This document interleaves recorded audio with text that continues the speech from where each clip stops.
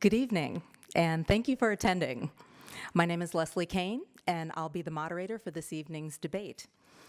Before we begin, please make sure to silence all phones and electronic devices. And additionally, please refrain from any interruptions to the debate as it's being recorded for on-demand viewing and post-captioning services. The Citizens Clean Elections Commission is the sponsor for this evening's event.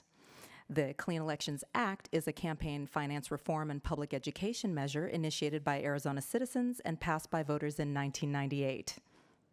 The system provides clean funding for qualified participating candidates who agree to abide by the Citizens Clean Elections Act and rules.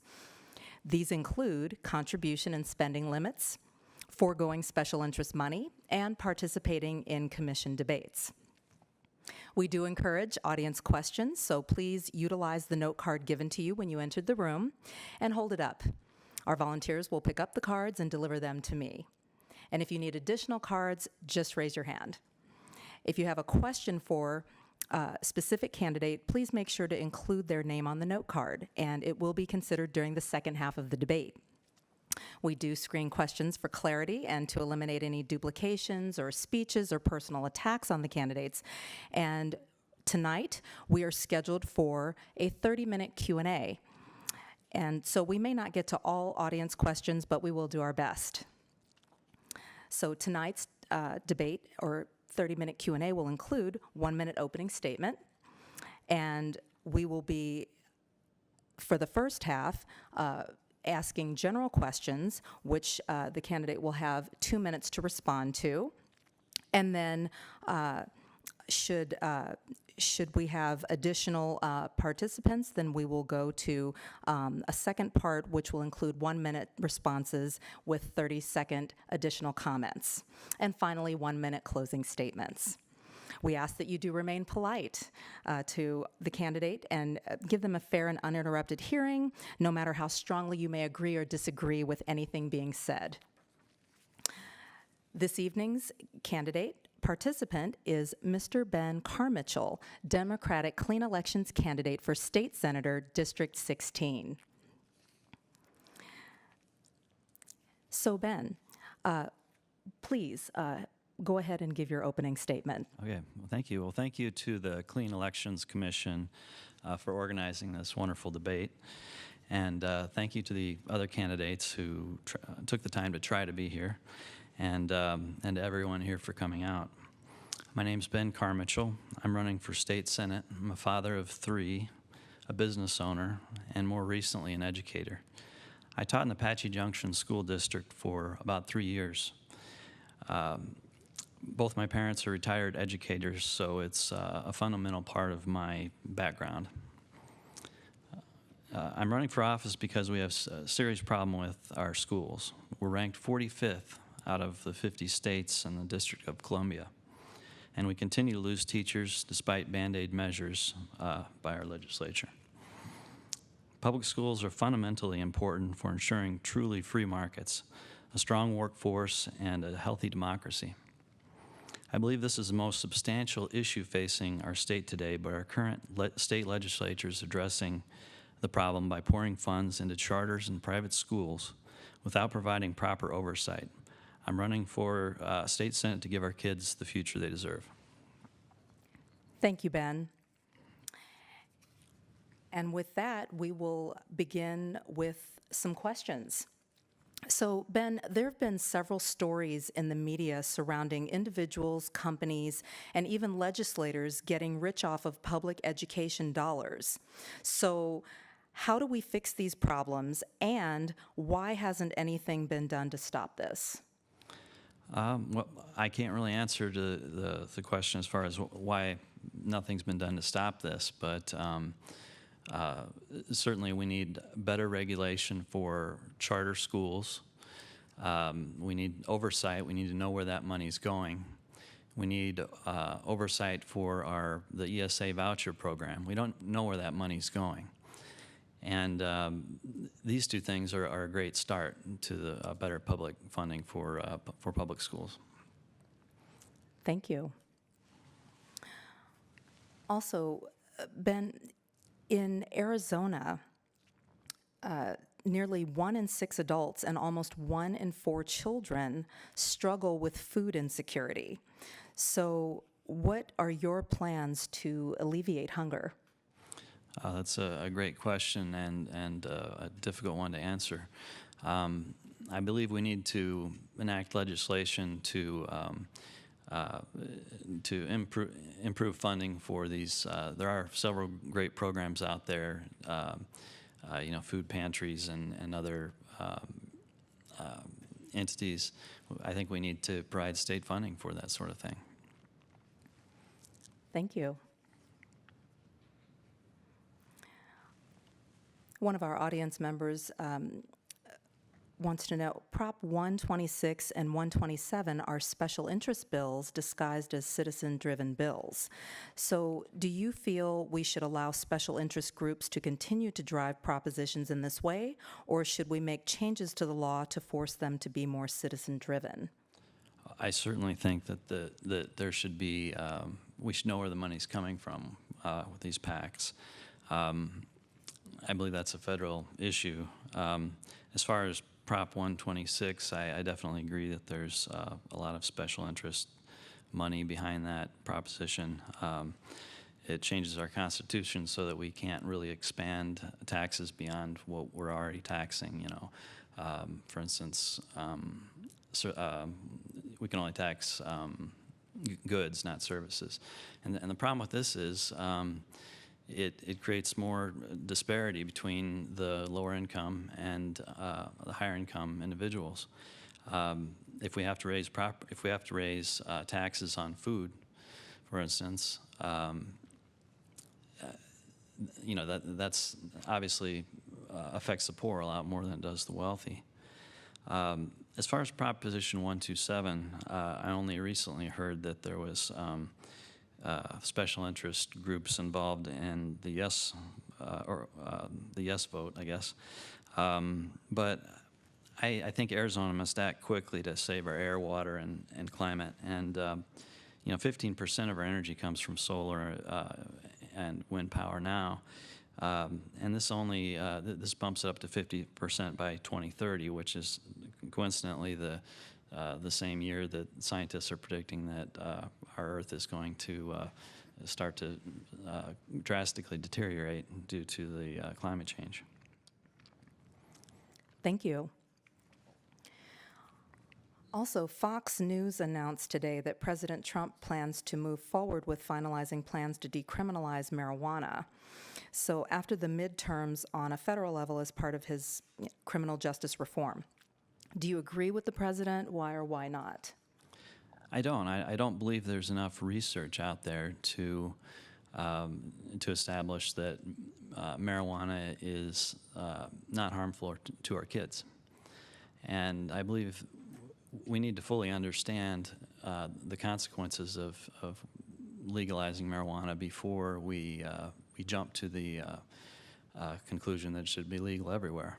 I think that by legalizing marijuana, it'll be more accessible to our children. If you look at Colorado and some other states, you can find cannabis, marijuana in gummy bears, brownies, and it's very, very potent. And I feel that we need to make sure that there are strong regulations in place if we were to finally legalize marijuana. Thank you. Ben, what do you think differentiates LD16 from other legislative districts, or what challenges do you see that are specific to the district? One in particular is the expansion of homes towards the Gold Canyon and Peralta Trail areas. There's only one way in and one way out, and I've heard from a lot of the homeowners they're concerned about further growth and being able to, for instance, get emergency services in and out of that area. And I think that's a very legitimate concern. For instance, during the Renaissance Festival, that highway's packed. 60 is the only way in. And I know of several cases where, there was an emergency, maybe a heart attack or stroke or something, and an ambulance couldn't get through. So we definitely need to, at the very minimum, develop some alternative way to get in and out of that area, and perhaps look at limiting growth in this area too. Thank you. Ben, if elected, what will you do to address the racial inequities in the criminal justice system? Well, there's certainly, as far as the legislature goes, I haven't really thought about that much. I think it is a very important question. I would be in favor of legislation that that ensured that that we didn't do racial profiling, for instance, that from like we did a few years ago.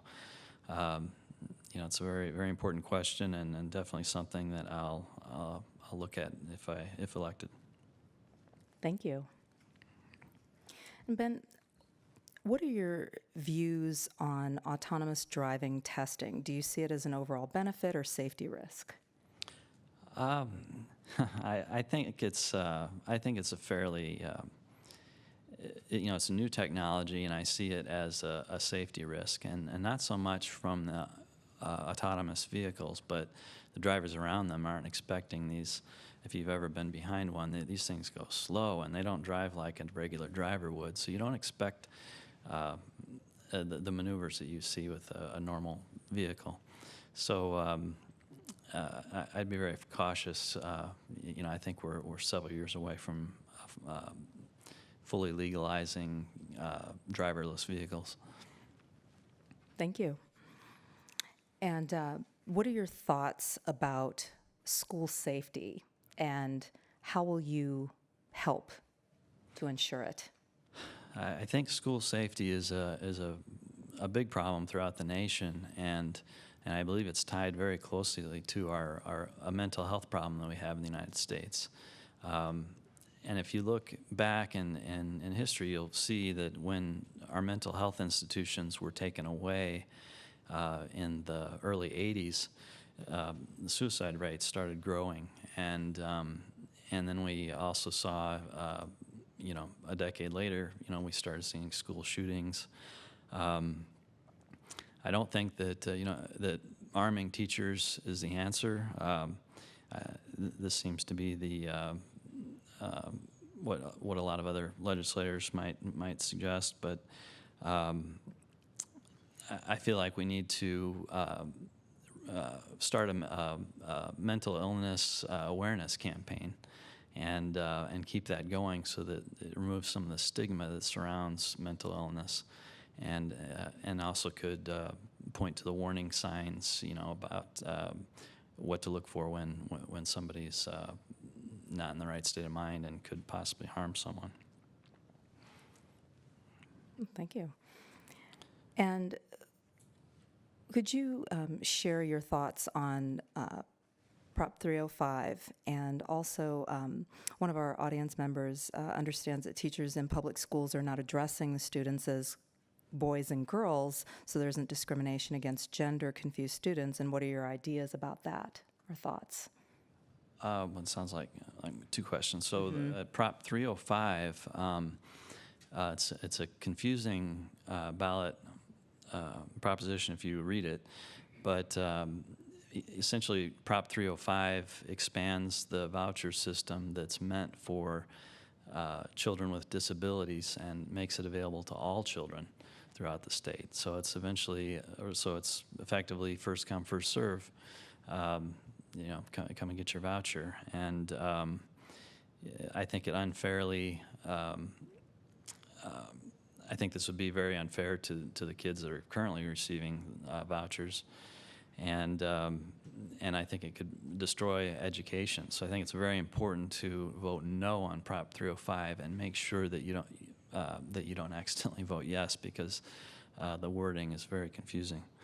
As far as gender goes, could you repeat the last part of that question? The second part was, one of our audience members says, I understand teachers in public schools are not addressing the students as boys and girls, so there isn't discrimination against gender-confused students. And what are your thoughts about this?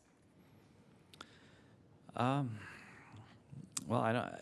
I've never heard that before, actually, but I suppose if we need to make an adjustment, on how we address the children as a group, I don't see any problem with that. Children, we don't have to say boys and girls. I don't think I've ever said that in a classroom. Thank you. And how do you feel about the recently passed Props 416, 17? Props 416, 417, I'm not up to date on that. Okay. And what are your plans, going back to education, what are your plans to lower tuition costs for community colleges and universities? I think that's a good question. Part of the reason I got through college was because of Pell Grants. I started off as a poor student, and I think we need to address that. Now, the state doesn't have a huge budget to work with, but we could certainly possibly make money available to students who are in need or poor and not able to get loans, to pay for their schooling. Okay. And do you have, are there specific steps or specific measures that you think the legislature should take to address the college affordability issue and expand access? Oh yeah, certainly. It's college education is very important. It's not for everyone, but it's I definitely think that the state should look into programs to help kids get through college. Definitely. Thank you. And Ben, what are your thoughts on Daca? And along with that, do you think illegal immigrants should be able to receive a college education? Well, I rather prefer to call them undocumented people rather than illegal immigrants. We don't know for sure how they got here. I believe we need to. I've never really thought about it at the education level. We need to definitely go back to employers, for instance. We need to make penalties much stronger for employers who employ undocumented workers, and I think this will help the problem as far as illegal immigration. As far as someone who is not a citizen attending college, I guess if they can get away with it, I don't really support that, I guess. Thank you. And continuing in terms of Arizona and its immigration policy, what do you think has been the impact of Arizona's immigration policy on our economy and on businesses?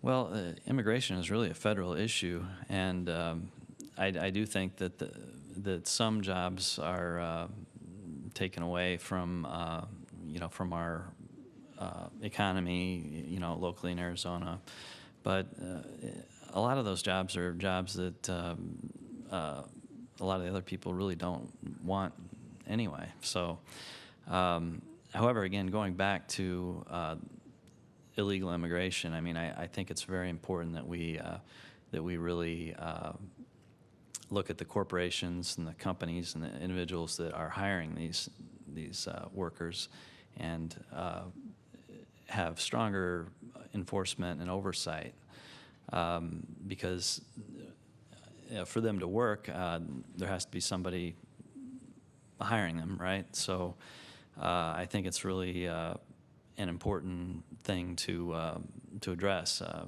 Right now, if I, as a small business owner, if I were to hire an undocumented worker, there's really no penalty.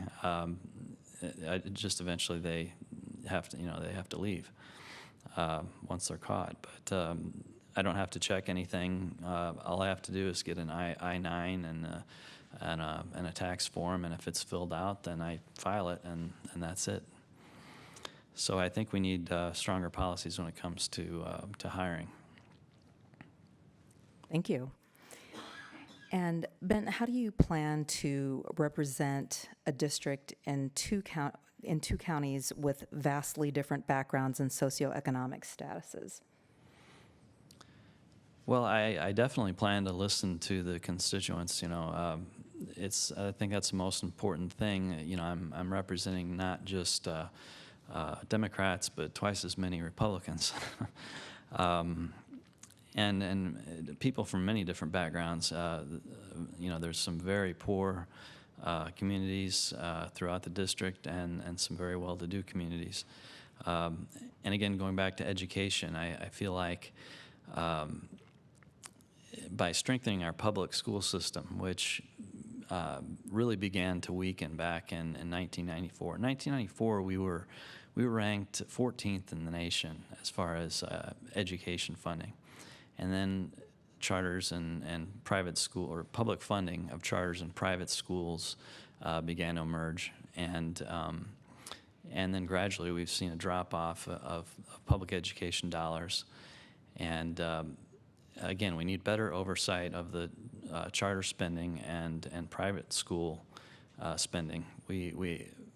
There's virtually no oversight of private schools and charters when it comes to the budget and the money that we're giving them. Thank you. Now, what would be the first, your top priority, and what would be the first piece of legislation that you would want to submit? I would definitely look at public school funding, and I think we need an immediate boost there. I just talked to a teacher in 4th grade in Apache Junction who was managing 40 kids, 40 4th graders. As a substitute, that would kill me. I wouldn't be able to do it. But not only was she doing this, but she was moving back between two adjacent classrooms. So she's the only teacher, 40 kids, 2 classrooms. We need drastic improvement in public school funding. We need to close corporate loopholes, and which is draining our tax dollars, move that money into the public school system. Thank you. And also, how would you plan to work across the aisle if elected? Okay. What are your plans? Or across, or across the table? Right. It takes a certain personality to be able to listen, but stand your ground. And just by example, a constituent libertarian contacted me and told me he wanted to sit down and talk with me. So I went ahead and met with them, and it was an interesting conversation. I mostly listened, but my one goal was to get him to vote no on Prop 305. So I listened to all his ideas, and some of them were out there, and it's just a difference of opinion. But I made sure that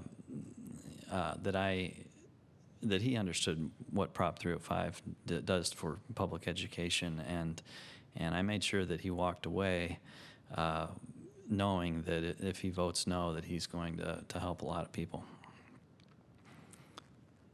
Thank you. And Ben, what do you think can be done to reduce recidivism in Arizona?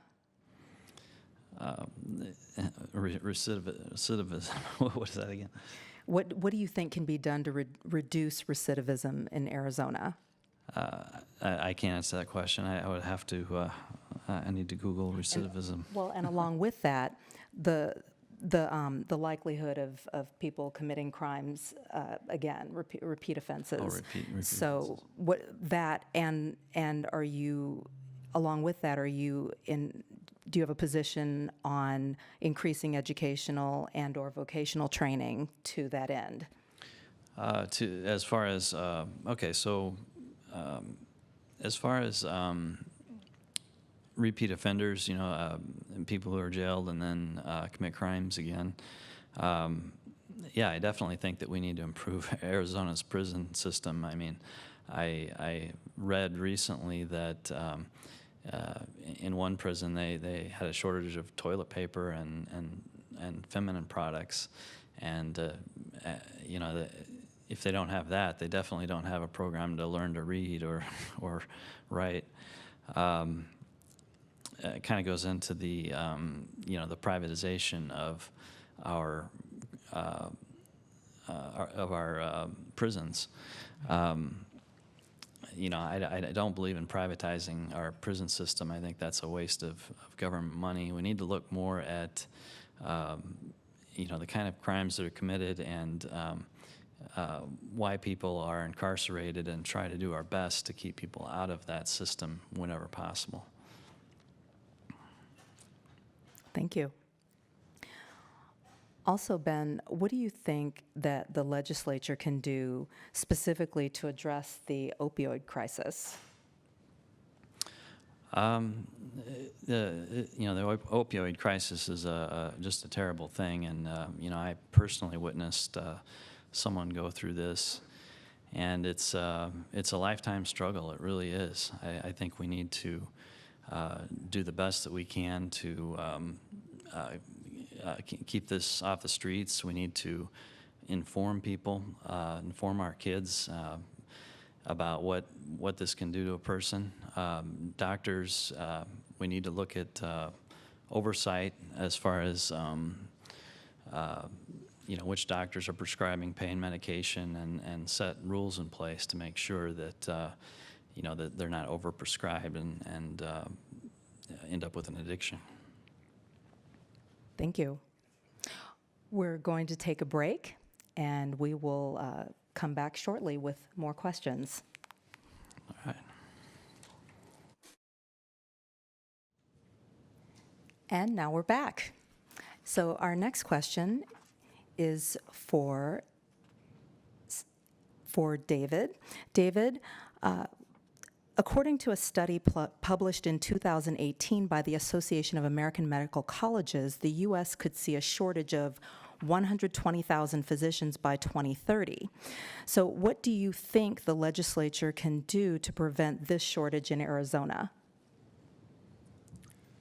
The world is full of challenges, and It is. the most important thing, I think, is that we make our regulations common sense, and sometimes they are overbearing, and so we need to look at the regulations. And I am very passionate about business startups. So if you take a doctor right out of school, what does it take to get him set up in practice? It's very expensive nowadays. I think we need to look at the insurance requirements and the business practices to make sure those things are where they should be. But I think it's generally the responsibility of the free market to take care of shortages, because if there is a shortage, prices go up, and then the market fills it in. Of course, it's more complex in this situation because of government regulation and third-party payers, which complicates it. So that's a challenge we need to work on. Thank you. And Ben, same question? Yeah, well, our shortage of physicians, I think, is closely related to our healthcare problems, and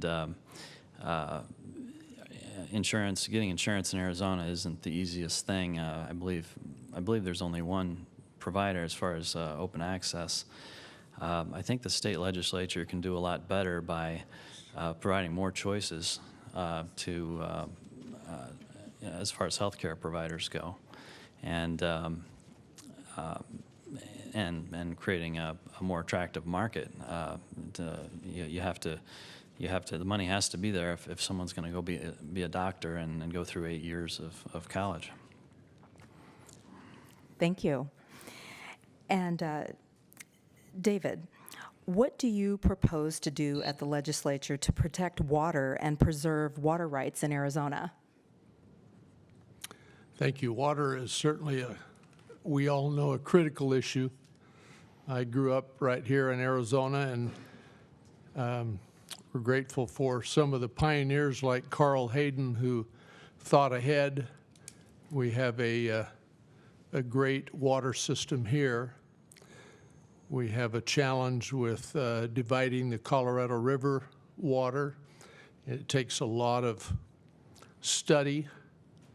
We did back in the 90s when I was in the legislature before, we instigated the water recharge program, which I believe has been quite successful.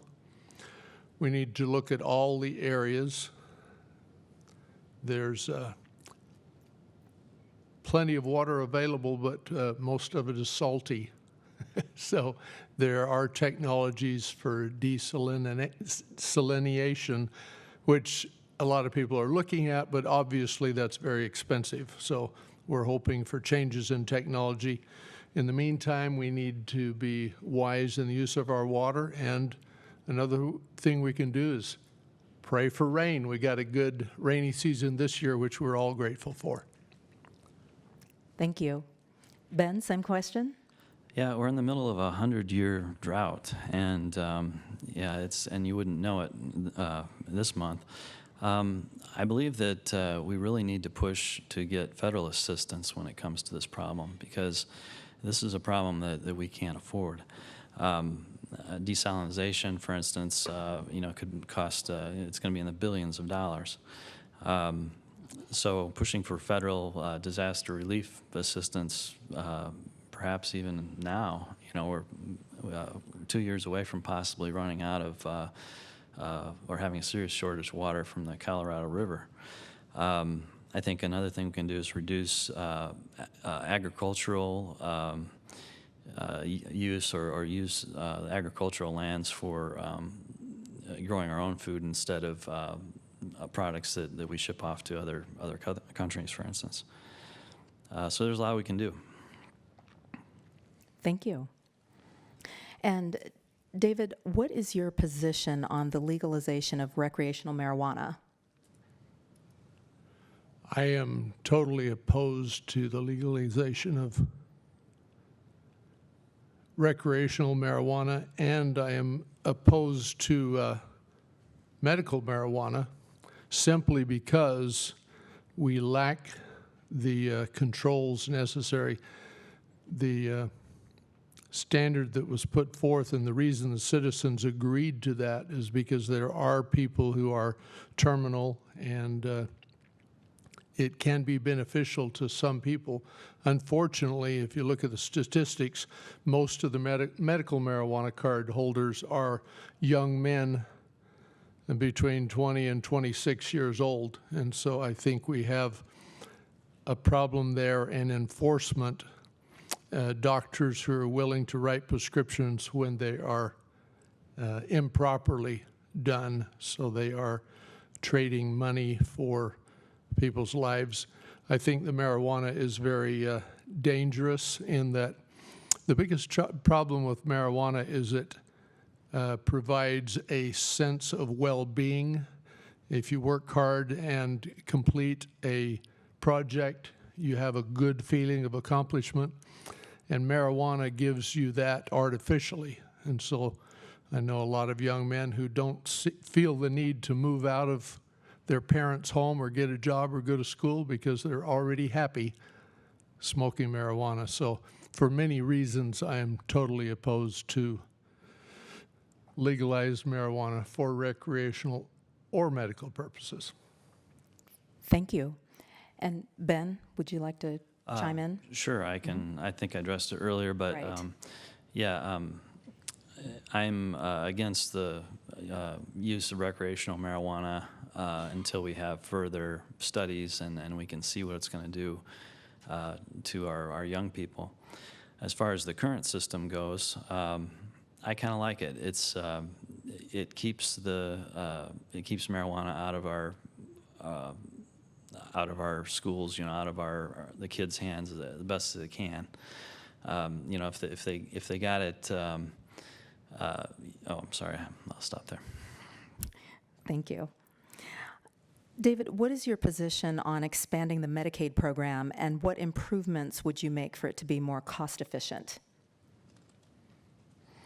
Well, I like the second question, although that's challenging. The first question is I am very opposed to increasing. In fact,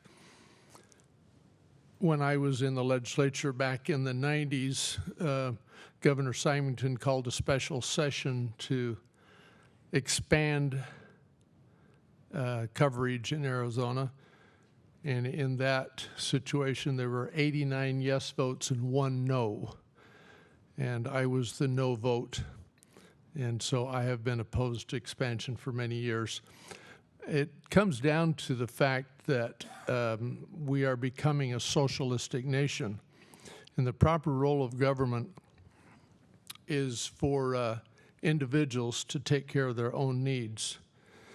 Now, we have socialism in this country, and it's not going away. So the second question is very important. What can we do about it? The number one thing we need to do is look in and find out where the waste is, because there are truly a lot of people that are needy, and in our society we are accustomed to government solving our problem, which is incorrect from the beginning, but as long as we have socialism, we need to make it as efficient as possible. So I think that the Joint Legislative Audit Committee in the legislature is a very important tool. It has subpoena power so that we can look into areas of abuse and overspending and inefficiencies, and that's what we need to look at. Is rather than expand the program, we need to look at it and make it more efficient and find the waste. Thank you. Ben, same question.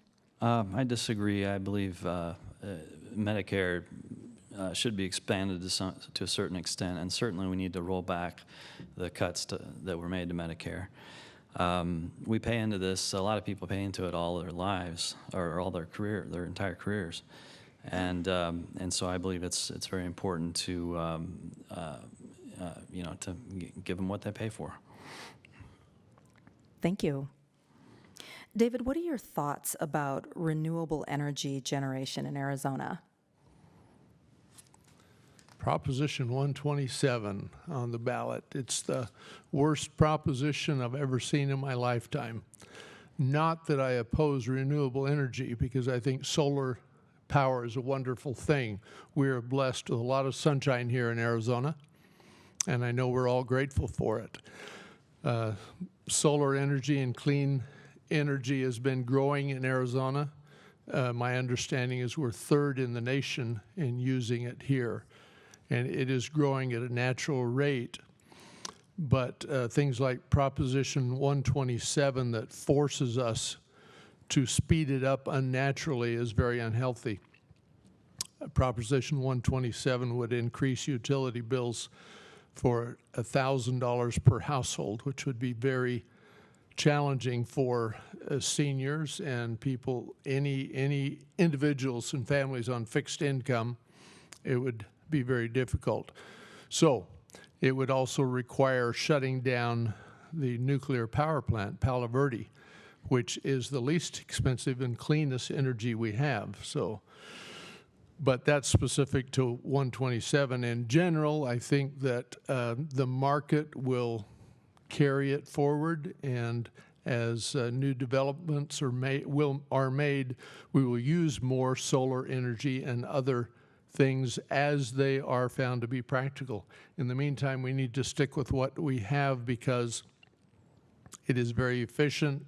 Prices are going down, and as we do more research and integrate renewable as fast as is possible, that's a great idea, but we don't want to push it unnaturally. Thank you. Ben, same question. Well, I think we're out of time, and I think Proposition 127 is a very good thing, and that it gets us to take action. And there's a lot of myths going around there. First of all, yeah, we're third in the nation as far as solar production, but we're last in the nation as far as solar utilization. We get more sunlight than California and Nevada. California's first; they produce most, and then Nevada's a close second. And Arizona's last. Yet we get the most sun than either one of those states. We've got to move quickly to save our air, water, and our climate.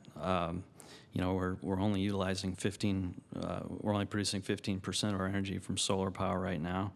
The proposition is very reasonable. It requires 50% by 2030, and Palo Verde will not shut down. That's a rumor spread around by APS. APS doesn't even own Palo Verde. This proposition got more signatures than any other ballot initiative. In addition, the EPA study found that solar, wind are cheaper producers of electricity than natural gas or any other method. Thank you. And Ben, besides tax incentives, what else can the state do to attract more jobs and new industries? Better K-12 education system. People aren't going to move to a place where there isn't a strong foundation, strong public education foundation. In fact, take my business, for instance. I have a 10-month-old daughter who's going to be attending school in 5 years. And, I'm considering moving from the state if it continues. So that's one of the reasons I'm up here, and I'm trying to make a change. Thank you. David, same question? Would you please repeat that question, please? Absolutely. Besides tax incentives, what else can the state do to attract more jobs and new industries? Thank you. What I was thinking is I wanted to express a couple of things. One, my gratitude to my beautiful wife, Robin, back there, who has given up her date night tonight. We always have a date night on Friday, so I wanted to say thanks to her. And I wanted to thank Ben for running for office, because I think it's very healthy when we have a lot of people running. And the more people running, the better chance we have of getting good representation.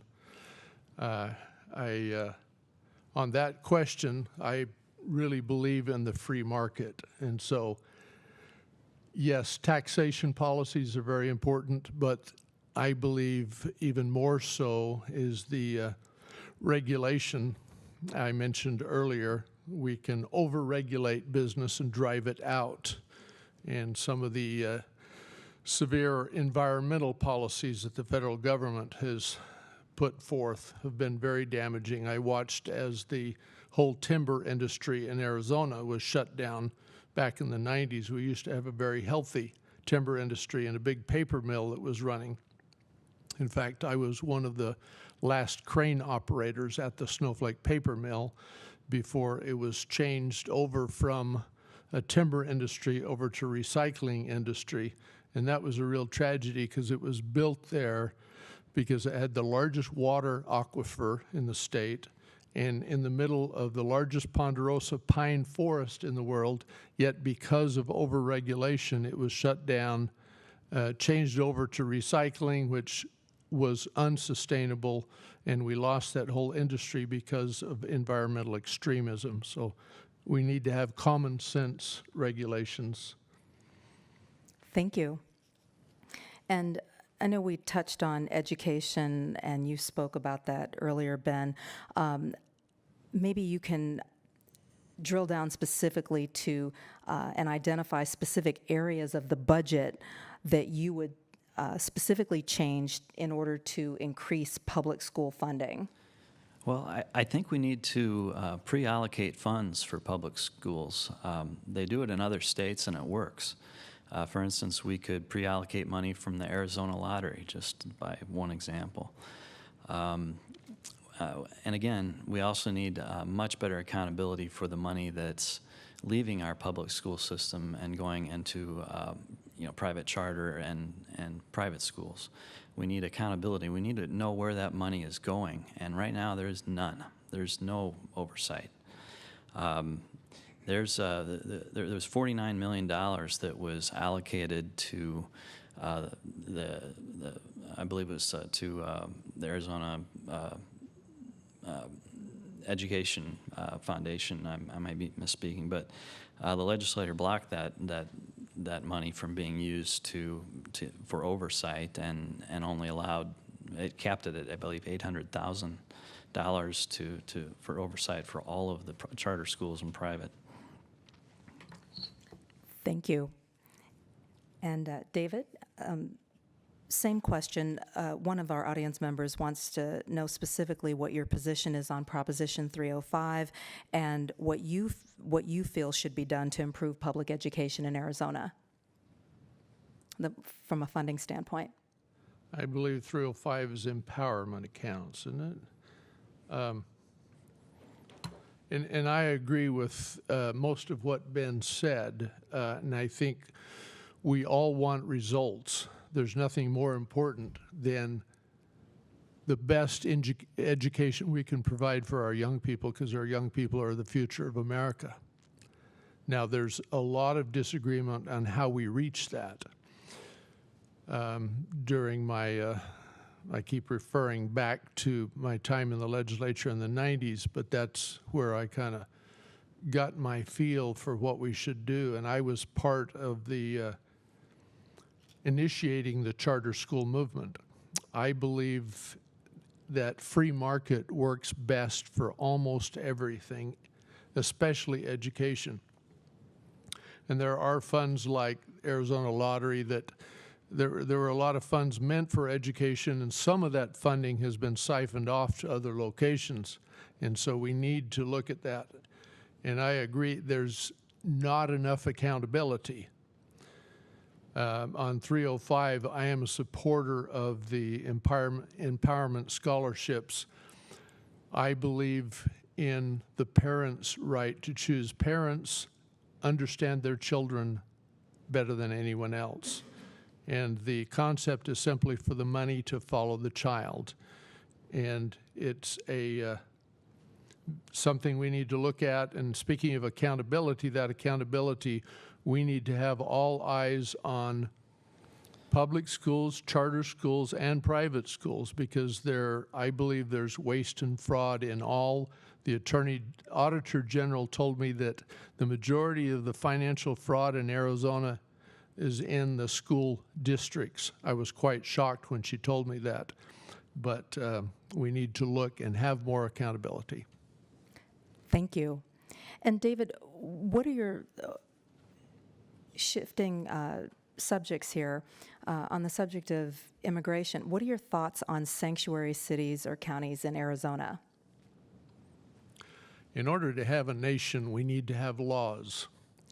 And sometimes we as citizens don't agree with the laws, and so we need to get busy and help change them. And my passion is to teach people how the legislature works and encourage them to be involved.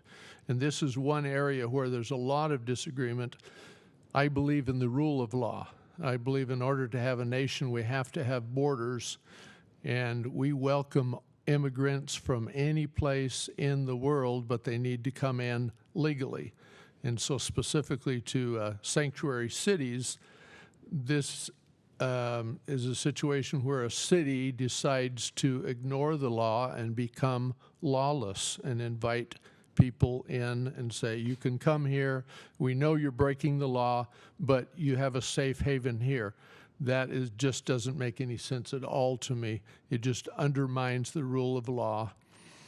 We need to take a look at all our immigration policies, but they have been in place for many years. We've been very successful in our country of integrating people from all over the world, and America is great because of our immigrants. We were all immigrants at one point, except you could talk about Native Americans. They were here before we were here, and but most of the population are immigrants, and this is wonderful. But we used to talk about the melting pot, where people came and they became Americans. I'm most concerned about some of the organizations who have decided to write their own constitution and create a new nation in the western part of the United States, and that's something we could talk about for quite a while, but we don't have time tonight. But people need to come here legally and be loyal to the United States. Thank you. Ben? Yeah, as far as immigration goes, I agree. People that come to our country should be coming here legally. The problem is right now we've got a lot of people that are seeking asylum, which is a legal way to enter our country, and instead of being led to the right legal path, they're being locked up. Children are being separated, and that's not right. Thank you. As far as I'm sorry, I didn't address the sanctuary cities. Please do. I don't agree, unless it's a situation where, kids might be separated from families. I could certainly understand that situation. Some of that's been fixed. But again, I think what we need to do is go back to our employers and improve, increase regulations on who we can hire and make sure that they're American citizens. Thank you. And Ben, as a legislator, what will you do to combat the special interest and priorities of such groups as any lobbyists or other special interest groups? Well, I won't tolerate any sort of special interest money. I believe that when you run for the legislature and you're representing the people, not corporations or PACs or anyone else who wants to donate money to you. And so that's what I'll do, is I'll vote for the people, and if I find corruption, I'll work to eliminate it. Thank you. David, same question? Special interests at the state legislature, as in Washington, D.C., is a very serious concern. It's been that way for many years. And my solution for that is to encourage people to come down. In fact, I held a meeting just a week ago on Wednesday. I invited people to a group called Arizona Constitutionalists to teach people how to be involved in the legislature and push back against these special interest groups, because But don't you accept money from special interests? that's, let me respond to that, and that's a good question. I did not hold any fundraisers, did not ask for any money from anyone, but the checks come in the mail. And yes, I cashed those checks, deposited them, and used them for my campaign account. And I think that's part of a system, and there's nothing wrong with that. It's healthy. The question is, does that influence our votes? The vast majority of elected officials receive money, and I don't even remember where the money came from. When you are in office, the checks come in the mail, and it's generally people that support your way of thinking. The people that send checks to me are generally the ones that believe in free enterprise and liberty and so forth. Now, I have heard of some people, a senator of the other party confided in me that someone came to her and offered her $75,000 for her campaign if she would vote a certain way. Now, that is corruption, and she turned it down, obviously, and I was proud of her for doing that. But that's the corruption that can happen when people come to you with money and say, if you vote this way, we will give you money. donation is an important part of the system, and if you're the type of person that are influenced by money, then you have no business being there. Thank you. And David, in the event of a budget shortfall, what would you propose to do to solve it? Thank you. I love that question. We need to shrink the size of government because there is, and I mentioned JLAC earlier, Joint Legislative Audit Committee is a committee that can look into fraud and waste, and there is a lot of it out there. So we need to look ahead. I've always been a big believer in the rainy day fund and putting away some money. We have a strong tendency to spend every dollar that comes in. And this was a good example this year. We were on track to have a very solid budget, and then it got derailed by the Red for Ed movement, which is, you know, education is very important, but the way it was done, it was a rushed thing. And we need to look at the where the money is going, since I brought up Red for Ed, and that's going to stir things up. We need to be aware of the fact that the legislature can vote to give more money to education or anything else, but in the case of education, it's the school boards and the superintendents that disperse that money, not us. And that's one of the biggest frustrations, especially in times of tight money, is we send the money in certain directions, send it to education, but it never gets to the classroom. And so people need, and when the folks were down there for Red for Ed, I said, after we pass this bill, because we will put the money forth to give teachers a 20% raise, but I said, don't put away your red shirts. You need to keep your red shirts and wear them down to your school boards and to your school districts, because they're the ones that disperse the money, not the legislature, and it's very important to understand that. So, short answer is shrink the size of government. Thank you. Ben? That was a long answer. Could you repeat the question so I don't miss something? In the event of a budget shortfall, how would you propose to solve it? Well, I think we need to close corporate loopholes. There's a lot of tax breaks given to corporations that we simply don't need to be giving to them. If there's a serious budget shortfall, we can temporarily raise taxes. I mean, income tax $3 or $4 is a very big thing. The legislature works so hard to cut taxes, but in the meantime, you know, schools are running out of money, and that needs to be addressed. I mean, schools should come first, and that's just not happening in the state. Thank you. Ben, on the subject of jobs, employment, what is your position on the role of labor unions in Arizona as a right-to-work state?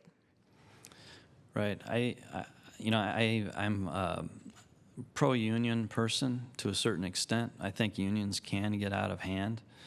I don't like the way that teachers' unions are, regulated here in the state. I believe teachers should be able to go on strike if they're not being paid properly. So as far as right to work, I'm not a huge fan. Thank you. David? I believe labor unions had their place and may have in some situations, but I think in our current situation, especially in Arizona, they do more harm than good, especially when they take union members' dues and put them into political campaigns. I think that's very wrong to extract money from hardworking people and put them into campaigns that the people may not agree with. So people work hard for their money. So I'm not supportive of unions. I'm sure there was a time where time and circumstances where they were necessary, but I think that was in the past and other places. Thank you. And David, If elected, how will you represent all families from a family values standpoint, whether traditional or LGBTQ? I believe in liberty and the right to choose, and I think every human being has the right to choose how they will live. I support traditional families, and I think that America is strong because we have traditional families. It's unfortunate that as divorce in our country and in our state has increased, traditional families are fading away, and way too many children are coming into households where there is not both a father and a mother. I believe very strongly that the most well-developed child is one who has a father and a mother. I believe that God created men and women with separate roles, and that a child does not grow up with both the male and female role is disadvantaged from the beginning. Nevertheless, our society has moved to where it is, and there are a lot of people who, for whatever reason, from my point of view, have been confused by society and really have not been able to identify with one gender or another because they have grown up in such a confusing world, not with the traditional father and mother that most people have. So we can't turn away from people just because, from my point of view, they might be confused or lost. We need to put our arm around people like that and help them the very best we can to be successful in life in spite of the disadvantages that they might have had. Thank you. Ben, same question? Wow, I really feel that those words are offensive to a lot of people. You know, I feel like you should be able to choose the way you want to live, and whether it's a traditional family or two fathers, two mothers. You know, that's a choice that people should be able to make. I mean, talk about regulation. But there was a Harvard study that was done to determine, you know, if a child was better off with a mother and a father, male and female, or gay, and what they found was that there really was no difference, and in fact, in some cases, the child actually could succeeded better. I think, lesbian people, gay, bisexual people have been around for since the beginning of time, and it's about time that we accept them. Thank you. Now, at this time, we are going to give the candidates the opportunity to deliver 1-minute closing statements. And our first closing statement will be given by David. Please. Thank you very much.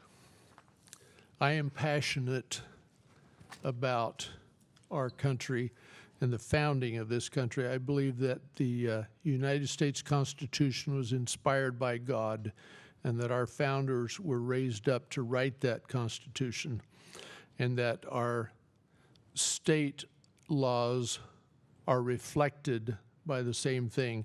In fact, in the Arizona Constitution, in the Enabling Act, it says that the proper role of government is to protect the liberty of the people. So I believe that we need to strive to maintain liberty and property rights and the ability of each person to choose how they want to live, but keeping in mind the founders' principles and honoring the Constitution of the United States, making that the foundation of our belief, and not losing sight of what our founders put together for us. And that should be a basis for everything we do. Thank you. Ben. Well, thank you again to the Clean Elections for doing this, and thank you to Mr. Farnsworth for attending. I believe one of the most important parts of gaining and keeping jobs in Arizona, again, goes back to the K-12 education system. And this will be my top priority if elected. But I also work to create strong policies to protect our water, to protect our environment, and also close corporate tax loopholes that are costing us millions. And above all, I'll work to represent and listen to the people of Arizona without taking a dime from political organizations, PACs, lobbyists, corporations, or people who send me checks. Thank you. Thank you. And thank you both for participating in our forum here tonight. And to the audience members, thank you all for taking time to come out and inform yourselves before voting. And we, as always, encourage you to visit www.azcleanelections.gov/voter dashboard for a more customized experience and to find information on the general election, each of the candidates, the issues, and to view this debate on demand. And we ask that you please fill out the debate evaluation form and return it to one of our volunteers, as your feedback is very important to the commission and will help to improve debates in the future. And we thank you all for coming tonight once again, and you are welcome to stay and speak directly with the candidates. Have a great evening. Good night. Thanks so much.